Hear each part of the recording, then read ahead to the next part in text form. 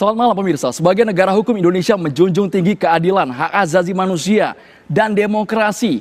Posisi hukum dalam kerangka Negara Kesatuan Republik Indonesia sebagai Panglima dinaungi Konstitusi Undang-Undang Dasar 1945 dan Dasar Negara Pancasila. Sepanjang tahun 2019 pemirsa, bagaimana proses penegakan hukum, kemudian ada peristiwa besar, tahun politik, kita semua menghadapinya.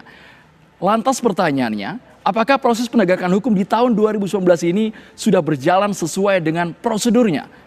Tidak diskriminatif, tidak tebang pilih. Ini akan dijawab oleh narasumber kami di dua sisi malam hari ini. Selamat malam Bapak-Bapak. Dari sisi kanan saya ada Bung Rocky Gerung, akademisi. Selamat malam Bung Rocky. Malam. Dan juga Direktur Habib Rizik Sihab Center.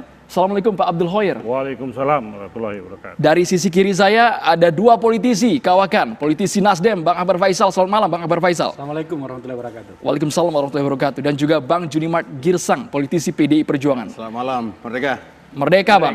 Saya mau ke Bung Rocky Gerung. Bung Rocky Gerung, pertengahan tahun 2019 Anda sempat mengisi di Jember, kalau tidak salah. Waktu itu Anda mendapatkan hambatan ketika mengisi di sebuah universitas. Apakah menurut Anda itu sebagai bentuk proses demokrasi yang tidak berjalan di Indonesia atau apa Bang? Saya bercerita juga pengalamannya seperti apa Bang Rocky? Jawab, mesti tanya saya peristiwanya. Yang Bang Rocky kalau tidak salah sama Bang Said Didu di dalam ambulan waktu itu. Iya, itu jadi problem. Seolah-olah saya memanfaatkan ambulans. Saya justru memakai ambulans supaya tiba di universitas. Karena saya diundang di situ. Dan itu ambulans yang kosong tuh. Jadi di situ ada semacam dilema. Mau terus karena dihadang, maka saya mesti cari akal gitu kan. Jadi itu akal doang, bukan memanfaatkan ambulans. Dan karena itu saya mau mengakali lokasi itu supaya saya bisa akses, supaya hak demokrasi saya tidak terhambat, supaya hak demokrasi mahasiswa di situ untuk mendengarkan kuliah saya juga tidak dihambat oleh sekelompok orang yang menghadang saya, ada 200 orang menghadang saya dengan Said Didu. Jadi itu soalnya tuh. Saya nggak perlu jelaskan itu demokrasi enggak demokrasi. Berarti Anda sadar bahwa waktu itu posisinya Anda terhambat, hak demokrasi Anda terhambat. Ya iyalah, ya jelas lah orang nggak bisa akses. Kan saya mau akses titik pikiran kampus. Kampus itu kan merawat demokrasi. Masa saya nggak bisa masuk kampus? Hanya karena alasan tahun politik. Justru dalam tahun politik kita mesti bongkar seluruh persembunyian manipulasi politik dalam pemilu. Kan saya nggak punya partai waktu itu. Kan saya datang sebagai akademisi. Namun Bang Rocky, apakah ada pihak yang menganggap Anda terlalu kritis, terlalu tajam ke pemerintah tanpa dasar, tanpa data mungkin? Ya nggak tahu, saya nggak peduli pihak mana itu. Nggak penting buat saya pihak. Yang penting hak saya untuk bicara tidak dihalangi oleh kekuatan manapun. Apalagi bicara di kampus. Forum ilmiah diundang resmi oleh universitas. Baik. Dan sampai sekarang masih berlaku. Beberapa bulan lalu juga saya masih dihambat ke Aceh, ke Padang, ke Palembang. Ketika pemilu udah selesai, hambatan itu masih ada. Jadi itu tanda tanya besar. Apa yang terjadi sebetulnya? Baik, Bang Akbar Faisal. Bung Rocky Gerung merasa bahwa hak demokrasinya terhambat. Bukan saya bahkan merasa. Sampai sekarang gitu ya, Bang Rocky ya. Sampai pasca Pilpres juga Anda merasakan itu sendiri, Bang Akbar Faisal. Saya berada bersama dengan Pak Rocky kalau urusan seperti itu.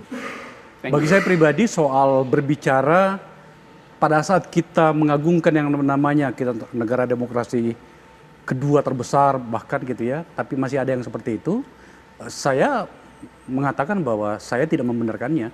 Dan saya ikut memprotes apabila Pak Rocky ya, orang yang sangat kritis, bahkan kadang-kadang melelahkan kritisnya itu, tapi menurut saya tidak boleh dilarang seperti itu. Persoalannya adalah, apakah kemudian benar itu pelarangan atau sesuatu yang dilebih-lebihkan. Saya tidak terlalu tertarik untuk membahas itu. Tetapi kalau ternyata itu adalah poin yang dipersoalkan, saya katakan saya tidak pernah setuju. Bukan hanya kepada Rocky, kepada siapapun. Yes. Yang persoalannya adalah kita, apakah kita cukup mampu untuk mempertanggungjawabkan apa yang kita katakan. Untuk sementara saya mengatakan Pak Rocky seorang teman debat yang luar biasa ya, kritis, kadang-kadang menjengkelkan, tapi menurut saya itulah yang membuat kita bisa menjadi lebih matang. Itu kalau Anda bertanya saya kepada personally Akbar Faisal. Karena menurut saya orang-orang seperti kita lah yang harus memberikan penguatan kalau Anda bicara tentang demokrasi. Tapi secara perspektif bangsa, Anda tidak akan bisa tangguh kuat apabila tak ada orang yang bisa menunjukkan kelemahan-kelemahan Anda. Rendra mengatakan sesekali keluarlah dari rumahmu untuk melihat lubang-lubang yang mungkin tidak kau lihat dari dalam rumahmu. Rocky adalah orang yang bisa melihatkan barangkali bahwa apakah itu murni karena dia melihat lubang itu atau dia ingin membuat-buatnya, biarkan publik yang menilainya. Sebab kita juga tidak akan mau lagi dianggap orang bodoh untuk mengatakan orang ini cerdas beneran apa tidak. Saya jujur mengatakan bahwa pada beberapa bagian saya menikmati perdebatan dengan Rocky. Kecuali pada beberapa bagian yang menurut saya terlalu jauh ya. Tapi itulah demokrasi. Kalau Anda bertanya saya soal itu. Baik.